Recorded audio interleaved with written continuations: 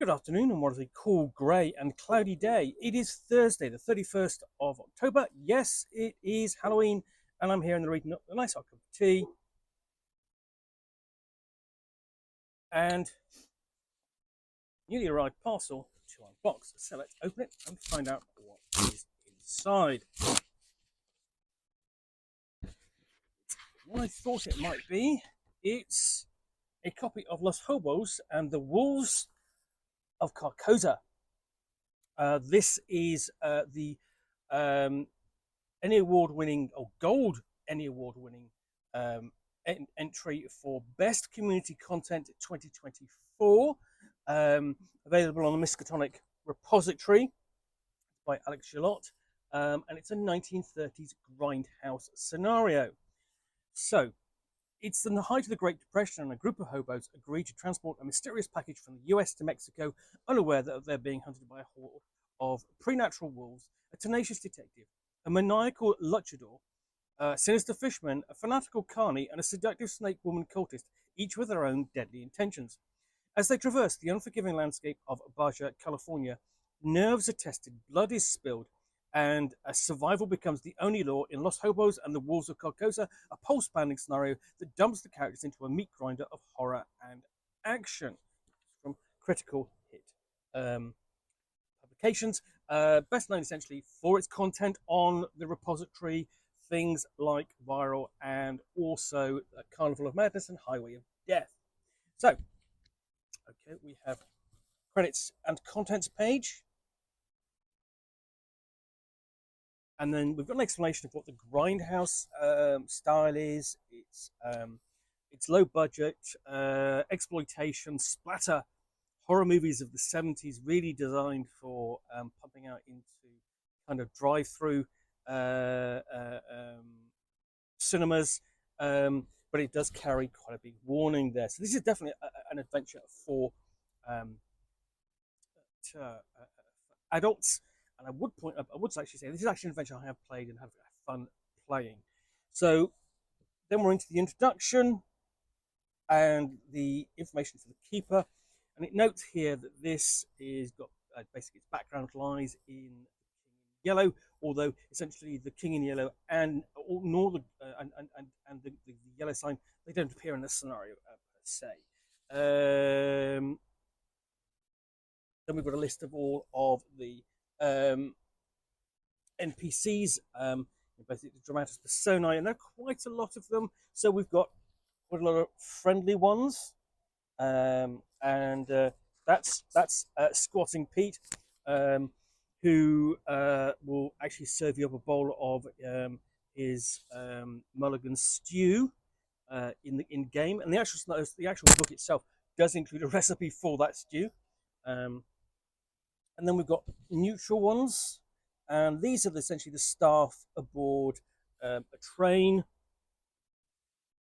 And then we get onto the hostile ones.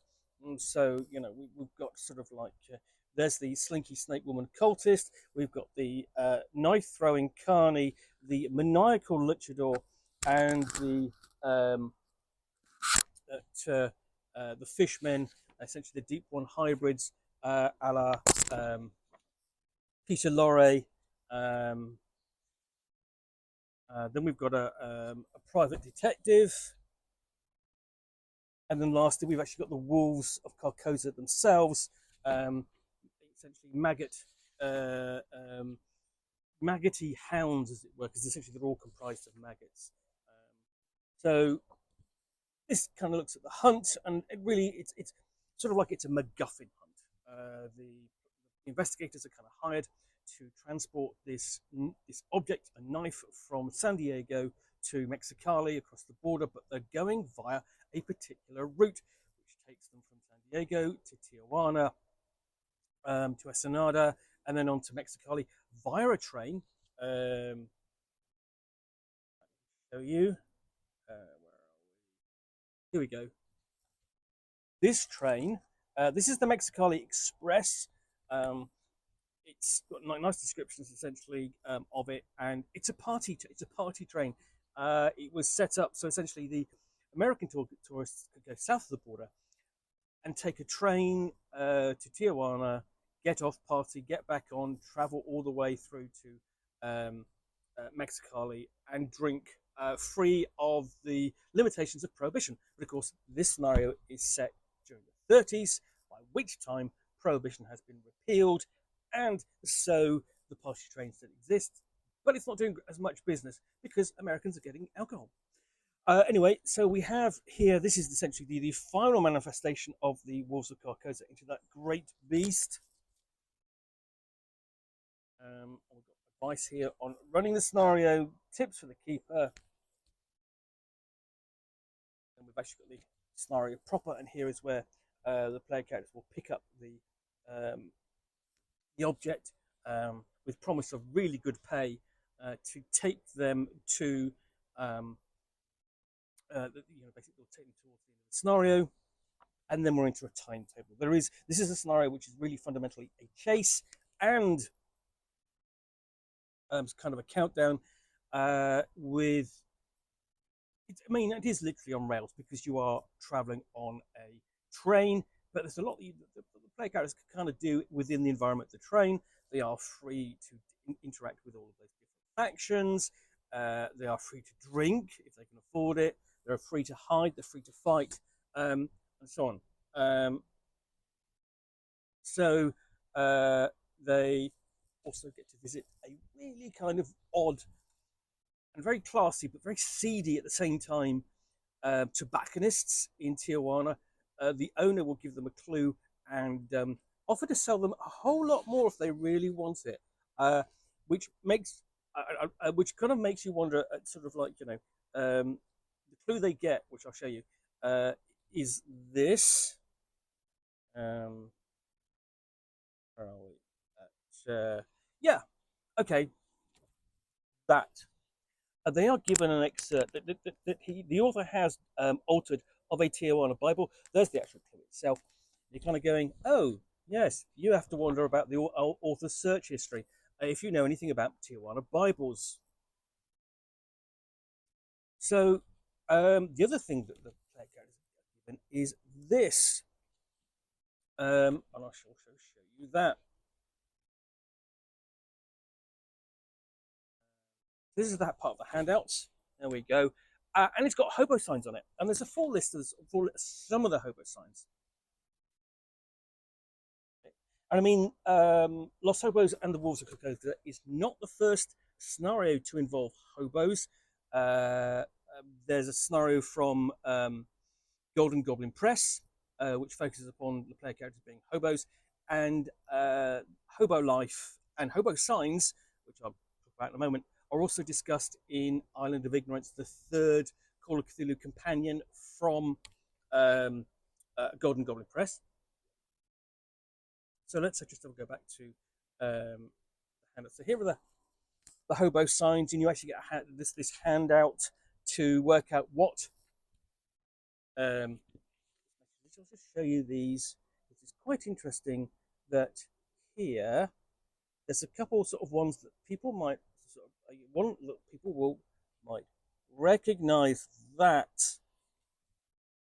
You've got to be a long time Call of Cthulhu fan to recognize that, and it's used here. There's the handout, and that was sort of kind of amusing, when I spotted it because I knew where it was from. It was certainly very familiar. Where are we? And you also get a map of this. Is the map of the route of the Mexican Express. So you've got the American, basically the line of the border there, and you start off in San Diego, going to just across the border to Tijuana, and then down to Ensenada, and then all the way across to Mexicali, which kind of begs the question, sort of like, really, you could have just gone there. But, I think it's the idea of actually traveling on that train, crossing the country, going from west to east. It's quite a different experience. You're thinking you're going to go down south of the border. Well, you are, but you're actually going to go very far, in effect, because, look how close to the border Mexicali is.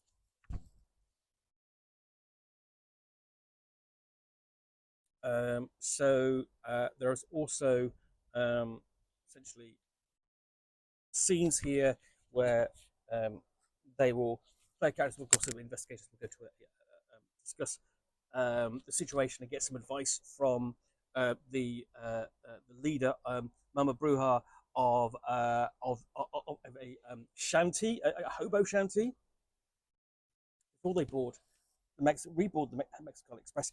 And the player characters don't necessarily have to take the Miskatonic Express all the way. The scenario does allow for going, okay, you might get thrown off the train, you might jump off the train, you might get thrown off the train, you might have to find another route there, but you're going to be going there anyway because you are being hounded by the wolves of Carcosa.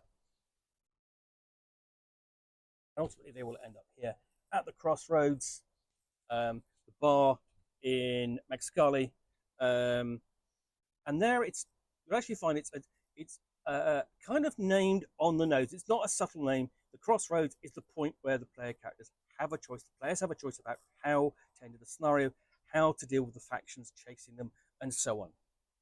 So we come to the conclusion, and we've got sort of like some possible sequels and some future hooks, appendix of new skill, hobo survival, and also some new magical items, new equipment, spell, notes on hobo culture, fairly broad there, and then that recipe for mulligan stew with notes on how to turn it into squatting Pete's mulligan stew. All of the NPCs.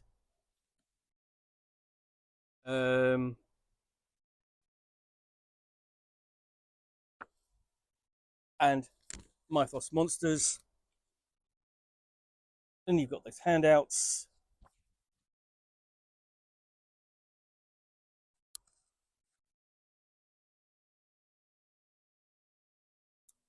Okay, so you've got the train there. Then you've got these menus for on board the train. And we really like those because we could sort of like, imagine sort of picking those meals and so on. Maps are basically the general route. Then Mexicali and the Crossroads nightclub. Pre-gens, there are 4 of these. And there's scope, I think, to add more. If you want, you could probably go up to 6. But overall, essentially, it's a chase and a very direct confrontation with the forces and entities of the Mythos. Not necessarily a subtle scenario by any means, but this is a Grindhouse scenario. It's not meant to be necessarily subtle. But what you've got, you really do have a nice sort of feel for the culture of the period of the time, including hobo life, and also kind of sort of like a slice of interesting Americana that takes you south of the border or something. I'd never heard of the Mexican Express, but it's a great vehicle, quite literally, for having an adventure on. Overall, I really like this. I really enjoyed in playing it, and I think also it makes a good one-shot or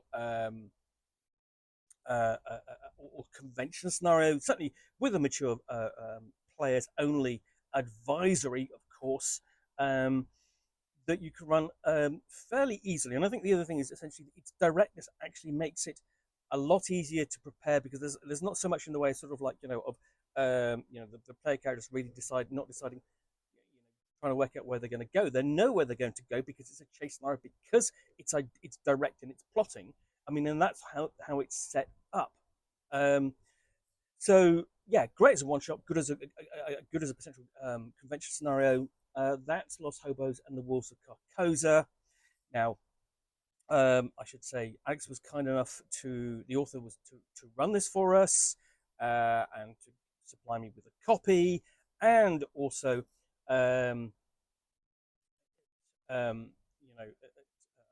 this scenario is actually one I've just reviewed, or I've reviewed the PDF.